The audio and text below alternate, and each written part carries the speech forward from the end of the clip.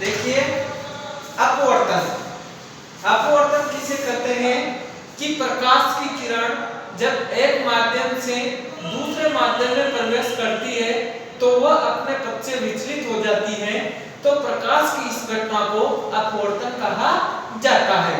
जैसे कि मान लो कि यहाँ पे हमने पानी का भरा हुआ टब लिया, अब यहाँ पे क्या है, दो माध्यम है। कौन सा माध्यम है? दो माध्यम है। तो दो माध्यम कौन से? एक तो विरलन, ये ऊपर का जो माध्यम है क्या है? विरलन। और ये दूसरा जो माध्यम है कौन सा माध्यम है? सघन।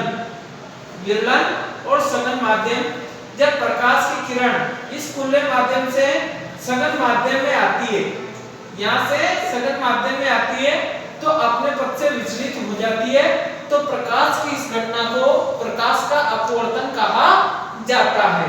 तो हम देखते हैं यहाँ पे कि जब प्रकाश की किरण एक माध्यम से दूसरे माध्यम में प्रवेश करती है तो वह अपने पथ से विचलित हो जाती है, तो प्रकाश की इस घटना को हम क्या कहते हैं?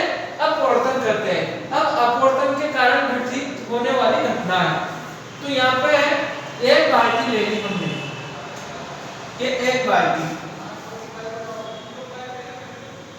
अब इस बाल्टी में क्या हुआ? पानी भरा हुआ है। अब इस बाल्टी के पेंदे में हमने क्या किया? 5 का सिक्का रख दिया है, ये सिक्का रख दिया।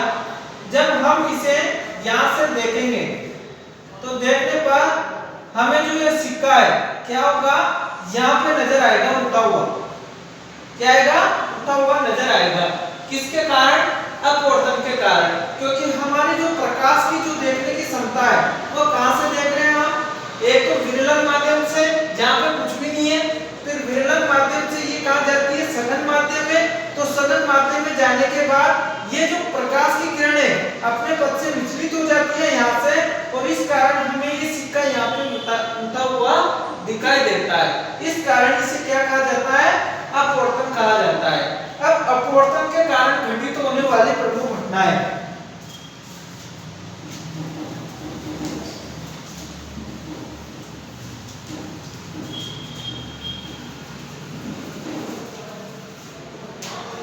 अब जैसे इसके कारण घटित होने वाले प्रमुख घटनाएं कौन सी है?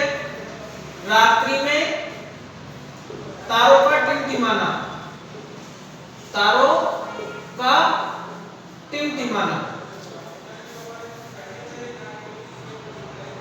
अब ये कैसे टिमटिमाते हैं कि जैसे ये स्टार्ट होते हैं, इनकी रोशनी हमारी आंखों तक पहुंचती है। कहां पे? धरती पर।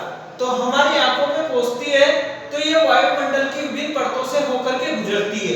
वायुमंडल की जो विभिन्न परतें होती है तो क्या होती है? खाली होती है, वहां पे कुछ भी नहीं होता, ना ऑक्सीजन ना कोई अन्य गैस, कुछ भी नहीं होती है।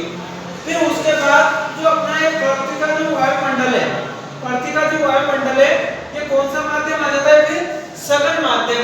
ऊपर कौन सा है? विरलन है, और ये कौन सा आ जाता है? फिर सघन माध्यम आ जाता है। तो जब प्रकाश की किरण विरलन माध्यम से यहाँ सघन माध्यम में प्रवेश करती है तो अपने पथ से क्या हो जाती है? विचलित हो जाती है। इसी के कारण हमें ये तारे क्या होते हैं? टिमटिमाते हुए नजर आते हैं। अब हम देखते हैं वर्ण विक्षेपण।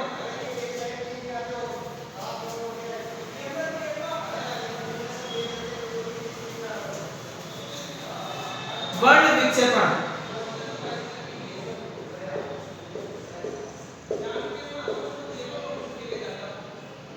वर्ण विक्षेपण क्या होता है? ये एक प्रिज्म है। क्या है? प्रिज्म है। जब इसके ऊपर प्रकाश, सूर्य के प्रकाश को डाला जाता है, हम जानते हैं कि